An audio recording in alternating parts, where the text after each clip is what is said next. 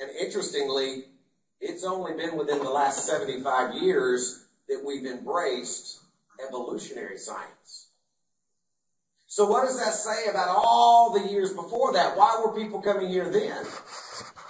He continues by saying that creation is holding people back.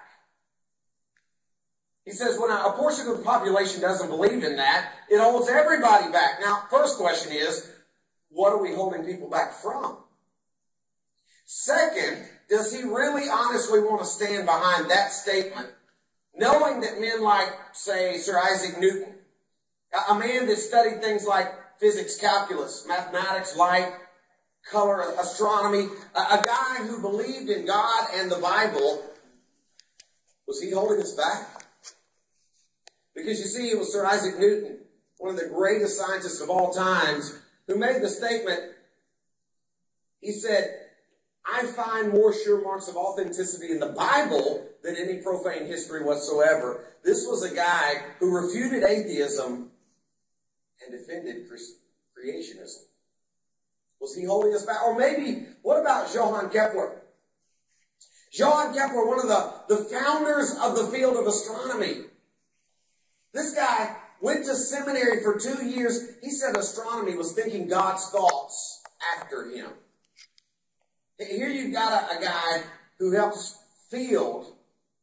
found the field of astronomy that's been hijacked by Big Bang theorists.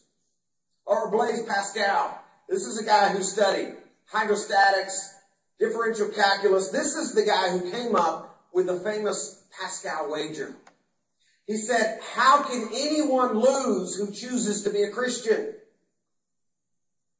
Was he holding us back? Or maybe Robert Boyle. Robert Boyle considered to be the father of modern chemistry.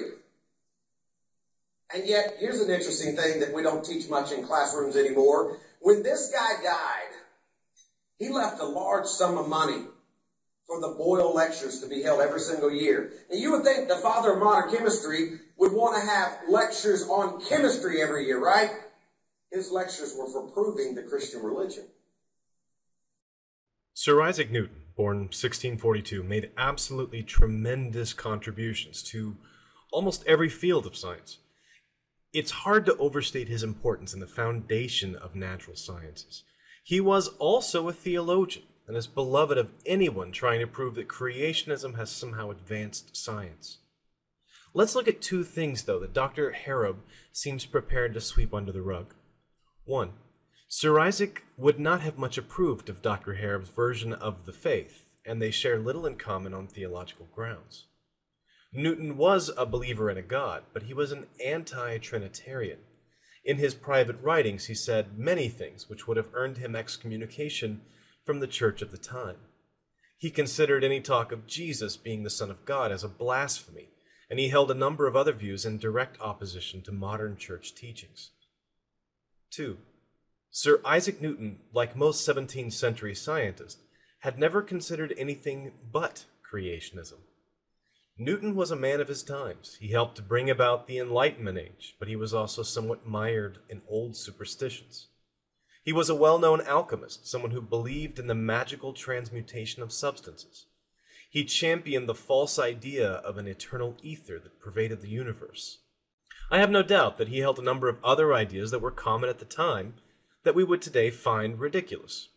Remember that Newton died over 130 years before the origin of species. There were no competing theories with creationism that had any basis in fact. Newton's many contributions include a great deal of biblical hermeneutics, the study of interpretations and word choices, but little or no contribution to biology or biological diversity. 3.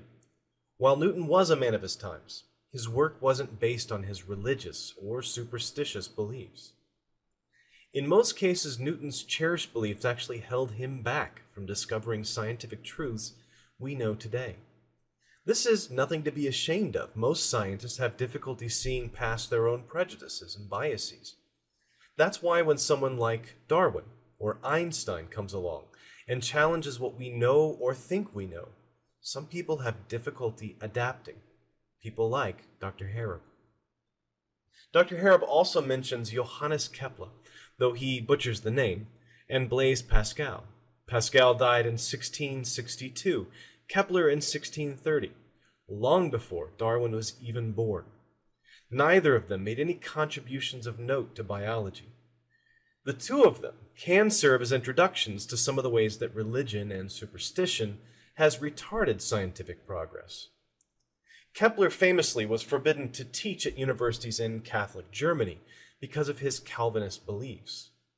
His mother was tried and convicted as a witch and spent 14 months in a jail cell, spared from a death sentence only by her son's legal pleading. Pascal's wager is usually cited as one of the worst theistic arguments because of the base and deceptive nature of the wager. It suggests that you could trick a god or play the odds on the eternal. Pascal didn't really become interested in theological matters until he was about 31, when he had a vision he considered a visitation from God. He abandoned all his scientific work and devoted his time entirely to theology and philosophy. So you could say in a very real way that his beliefs ended his brilliant career in mathematics. A portion of his most productive years were actually taken up with his struggles against the Catholic Church, as his family belonged to a heretical group called the Jansenists. The argument from historical scientists that Dr. Harrub is using here is flawed in one very simple way. Creationism itself has been entirely unproductive in every field that I can think of. Famous scientists may have held creationist beliefs, especially in the years before Darwin, but it was not those beliefs that they based their science on. In fact, in many cases, it was a Christian scientist who opposed the scientific positions of the church by disproving a religious, supernatural explanation for natural phenomena. The scientific field contains people of all faiths, most of whom have mastered the art of keeping their religious dogma separate from their scientific process. However, creationists like Dr. Harrub have yet to use their creationism to make any advances or produce any new knowledge. If I could propose an altered version of Pascal's wager, it would be this. In the whole of human history, there has never been a single case when the supernatural explanation turned out to be the right one. Betting on science when it conflicts with religious belief is a pretty sure bet. Thanks for watching.